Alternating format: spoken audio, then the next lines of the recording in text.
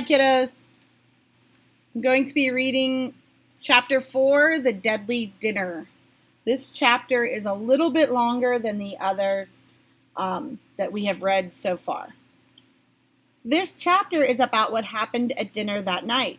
I'm not too proud about how I acted, but I'm going to write it anyway, because it is true and real.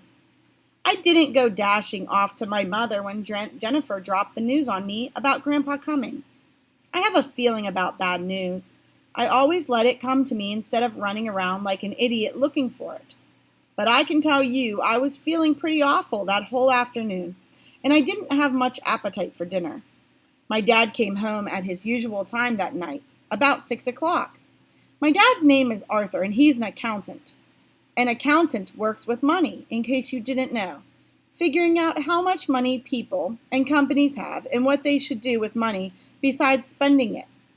In the spring, when people have to pay their income taxes, my dad is very busy and sometimes comes home very late, and even works on weekends. Tax time, he calls it, and it goes on for months. During tax time, he disappears downstairs into his office in the basement and doesn't come out until it's over. Now, after telling you all that, I have to be truthful and say, I don't know what Dad does exactly, except he uses a calculator and some big books called ledgers a lot. Anyway, we were on dessert and milk when the subject of Grandpa came up, and it was Mom who spoke about it. "Children," she said, "I have some wonderful news." Wonderful, I was thinking. If this was wonderful, then maybe Thursday was Sunday. You know that Grandpa Jack has been very sad down in Florida since Grandma died. Well, I was speaking to him the other day, and guess what? He sold the house down there, and he's excited to come live with us.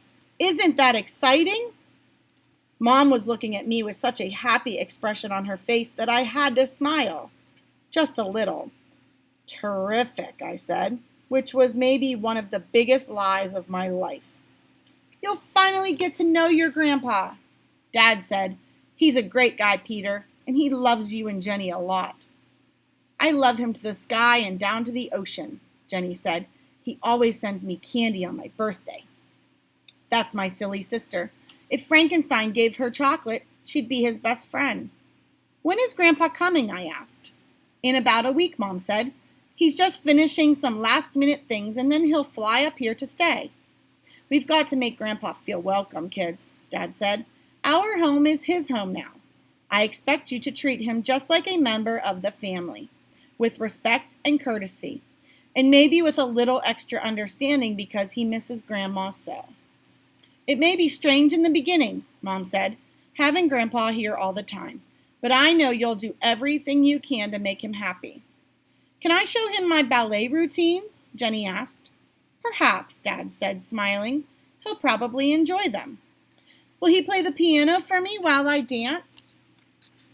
Not unless he's suddenly learned how to play the piano, Mom said. Will he play casino with me? Jenny asked. Jenny, Dad said, let's not jump all over Grandpa Jack the minute he walks in here. Let him settle in and get comfortable. Dad looked over at me. Peter, why so silent? Just thinking, I said. Are you worried about Grandpa coming here? Mom asked. A little, I said. I saw a funny look pass from Mom to Dad. Where is he going to stay? I asked. In the guest room? Well, Dad said with a kind of sigh. No, Peter. Where then? I asked. Exactly. Let's talk about it, Dad began. You see, Peter, Grandpa's leg is really bad. He can't walk upstairs very well. So putting him on the top floor of the house, up 2 whole flights of stairs, that's not a good idea. And the bathroom on the top floor is only a half bath, Peter, Mom said. If we put Grandpa up there, he'd have to go down a flight of stairs to shower, then up again. Couldn't you put a shower in the top floor bathroom? I asked. Not really, Dad said. Why not? I said. There's only those old dinky rooms up there where we store things away. You could make the bathroom bigger. Look, Peter, Dad said. We've been thinking awfully hard about where Grandpa can stay, and there seems to be only one answer. No, I said as fast as I could. It has to be your room, Peter, Dad said. Absolutely, positively, 100% no. Spelled N-O. I didn't just say that. I yelled it. Peter, Mom said, don't shout. Don't you want Grandpa to live with us? Jenny said. How can you be so mean? Stay out of this, bird brain, I said to her. Oh, Peter, Dad sighed, shaking his head slowly. Why can't Jenny give up her room? I asked. Why does it have to be me? She's still a baby, Peter, Mom said.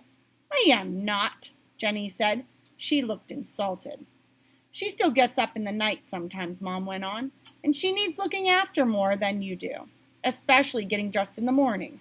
You know what a slowpoke she is, and how I have to keep after her or she'd be late for school every day. You're a big boy now, Peter, almost grown up. I depend on you. You know that. It's not fair, I said. It's not fair that Grandma died, Dad said. It's not fair that Grandpa is so sad and lonely. Life isn't always fair, Pete.